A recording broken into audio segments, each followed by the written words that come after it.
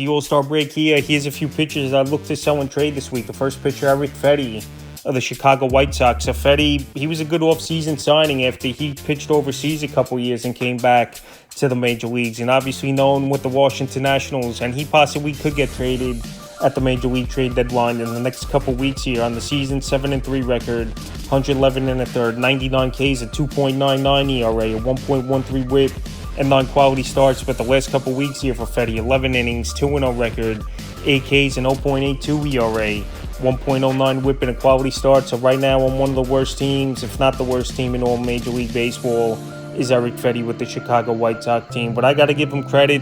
When the White Sox signed him, I didn't think he'd be nothing more than a fifth starter or a guy who'd be out of the rotation midway through the season. But he's stuck in there. And now we know this White Sox team most likely is going to go on a fire sale at the deadline and sell guys off. June 26th versus the Dodgers, 6 innings, got the loss.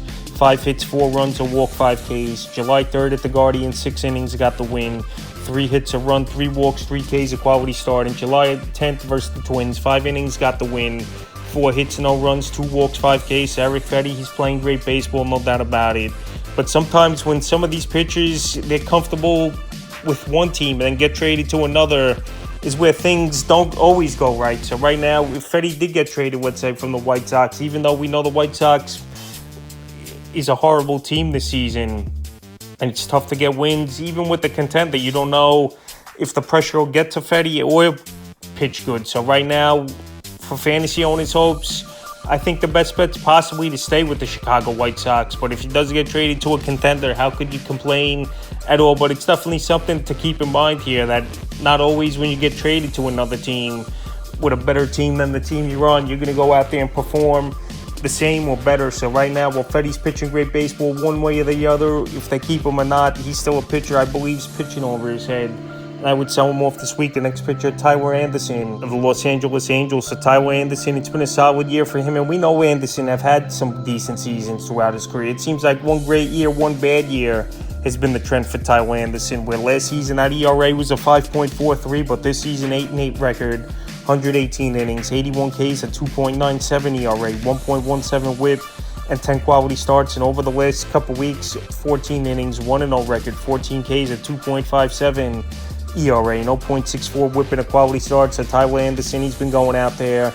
He's been pitching good. I know this Angel team, a lot of injuries and just not great play once again all season for the most part for the Los Angeles Angels. But Anderson, especially the last 2 outings, has wrote the ship a little bit, but I believe it's not going to hold up. And I would sell him off this week. June 30th versus Detroit, 4 2/3, got the loss. 7 hits, 6 runs, a walk, 2 Ks. July 6th at the Cubs, 8 innings, got the win. 3 hits, no runs, 10 Ks, a quality start. And July 12th versus the Mariners, 6 innings, no decision. 6 hits, 4 runs, 4 Ks. So like I said, Anderson, that one big outing at the Chicago Cubs where he went 8 innings with the 10 Ks and no runs here, definitely could get him as a sell-off candidate. I'm not going to say you're going to get a lot in the deal for him, but I think a back-end hitter in a trade is what you could get for Tyler Anderson, because I believe his numbers aren't going to stick at a 2.97 all season. Like I said, last year, 5.4 ERA, and there's a possibility he could get traded at the Major League deadline. But right now, while he's pitching good baseball with an ERA down and his K rate's gone up over the last few weeks here, he's a sell-high candidate this week. The next pitcher, Cutter Crawford of the Boston Red Sox. He was on my list last week as Cutter Crawford, and right now he's pitching great baseball, especially over the last month of the season. One of the best pitchers in all fantasy on the year. 6-7 record, 112 2/3, 110 Ks, a 3.04 ERA, 1.04 WHIP, and 11 quality starts. But the last month, 33 2/3, 4-1 record, 33 Ks, 1.87 ERA, 0.71 WHIP, and 5 quality starts. I just don't see Cutter Crawford staying at this level here, especially in an AL East where you got the New York Yankees, Baltimore Orioles, Tampa Bay's got some bats in that lineup as well. Toronto Blue Jays, so Cutter Crawford, no doubt about it, he's gone out there and he's pitched gems over the last month of the season. But I believe he might hit that wall a little bit as Cutter Crawford. Last season, 129 innings and the ERA was in the 4s. And this season already 112 innings, so that's something to keep an eye on. That innings is approaching from last season, and he might gas out a little bit. July 2nd in Miami, 6 innings, got the win. 3 hits, a run, no walk, 7 Ks, a quality start. July 7th at the Yankees, 7 innings, got the win. 4 hits in that one, 4 Ks, a quality start. And July 13th versus the Royals, 7 innings, got the win. 2 hits, no runs, a walk, 4 Ks, a quality starts. In 2 out of the 3 outings, it's been favorable matchups with Miami and Kansas City for Kutter Crawford. And also, I don't know if his pinpoint accuracy is going to remain. He's only had 1 walk in the last 3 outings, is Kutter Crawford. So right now, well, he's been throwing the ball great. He's not walking batters. He's attacking the strike zone.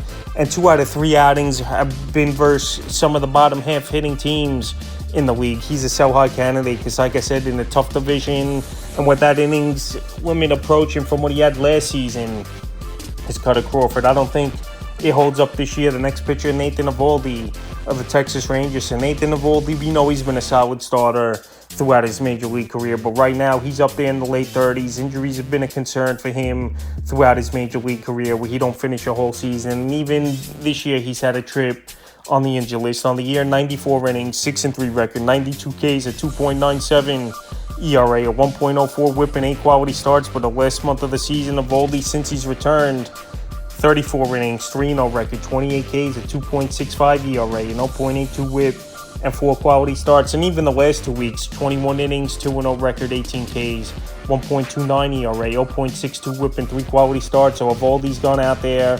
He's pitching great baseball, no doubt about it. This Ranger team's starting to get things going a little bit over the last couple weeks here. But Nathan Eovaldi, I just don't believe he's going to keep it up at this pace. And like I said, he's at the latter part of his major league career. So right now, I know his innings are still in a decent spot from last year, 144 innings. This year, 94 innings. But I just believe he's not going to keep it up at this level.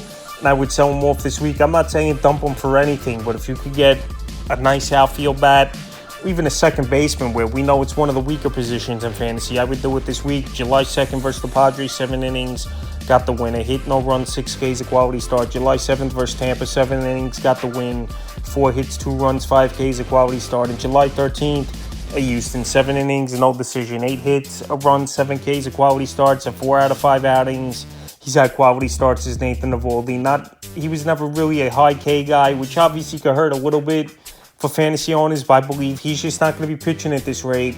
And it wouldn't be surprising to me as well with his age that he might go on the injured list at least one more time this season as Eovaldi. So right now, with a few of those factors, I would sell him off this week. In the final pitch is his teammate Kirby Yates of the Texas Rangers. So Kirby Yates, he's taken over the closer role this season, and he's been great, no doubt about it. 34 1/3, 3-1 record, 16 saves, 46 Ks, 1.0590 WHIP. But over the last month of the season, he's pretty much been unhittable. 10 innings, 0-1 record, 6 saves, 14 Ks, 0.90 WHIP, 0.90 ERA in that time. So Kirby Yates last season, after he came off Tommy John, obviously he had 60 1/3. This year, 34 1/3. Last year, he had the 3.28 ERA. And I'm not big on closers. So right now, while Yates has been one of the best closers in all fantasy baseball, and he's ranked 35th over the last couple weeks in all fantasy baseball, I believe I would sell him off as Kirby Yates. If you could get a bat for a closer any time,